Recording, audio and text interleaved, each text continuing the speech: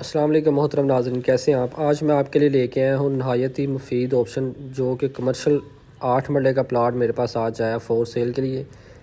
ये उन लोगों के लिए जो कि यहाँ पे बैंक बनाना चाहते हैं या कोई अपनी कमर्शल एक्टिविटी के लिए प्लाजा तैयार करना चाहते हैं।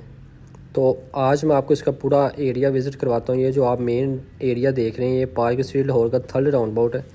मेरे राइट साइड पे अगर आपको नज़र आए तो ये सारा कमर्शियल एरिया है। बिल्कुल फ्रंट पे 4 मरला कटिंग है और 4 मरले के बिल्कुल अपोजिट साइड पे 8 मरला कटिंग है। इसके आगे ग्रीन बेल्ट पार्किंग एरिया माशाल्लाह अच्छा खासा है। ये आल ड्यूज़ क्लियर के साथ प्लाट है। राइट साइड पे आपको मस्जिद नज़र आ रही है। इसकी लोकेशन बहुत खूबसूरत लोकेशन है, मस्जिद की लोकेशन है और साथ ही ज़ू है। आप इसका ग्रीन बेल्ट और पार्किंग एरिया देख सकते हैं सामने। ये 8 मरले का कमर्शियल एरिया, ऑल ड्यूज़ क्लियर है। इसमें कॉर्नर का पीस है, कॉर्नर की फ़ीस भी इसमें पेड है।